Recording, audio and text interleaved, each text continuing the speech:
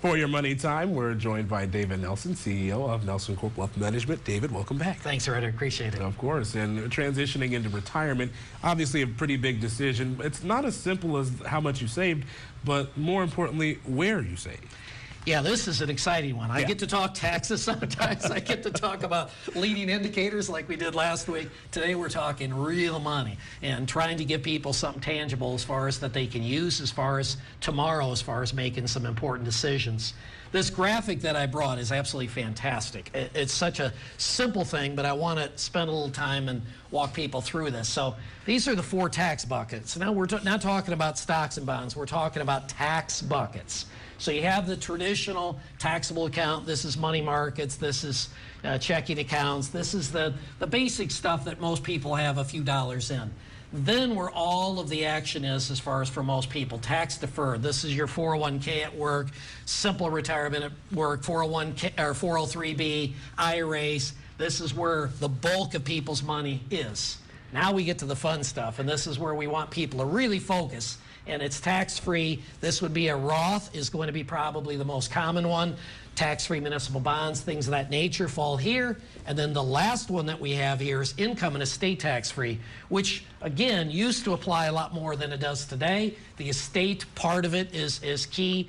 That's for really big estates. Over here, you're typically going to find tax-free life insurance is what's going to be in this particular bucket.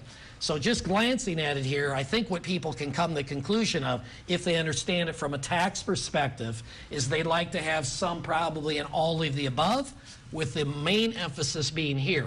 Because when you get to retirement, I'll use the example of somebody's retiring and they have $500,000 as far as in their plan. That $500,000 in their plan, if they have it here tax deferred, it means it hasn't been subject to tax. So they really don't have $500,000. They probably have $350,000 here. Whereas if you had $500,000 here, you have $500,000 here. This has already been subject to tax. So it's the trade-off. Today you get tax benefits on this. Tomorrow you're going to pay through the nose.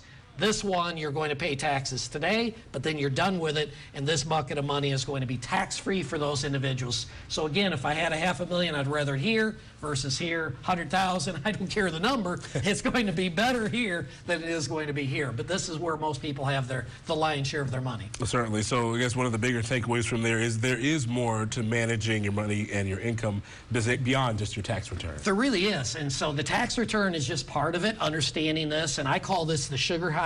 You get that immediate gratification as far as that tax benefit today, but you're going to pay tomorrow and then the next day and the next day as far as on this.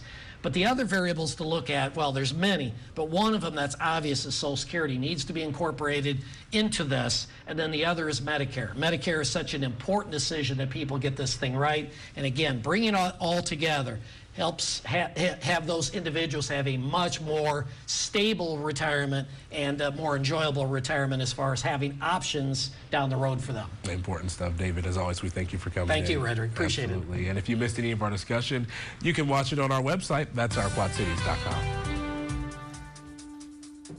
All righty. Well, here to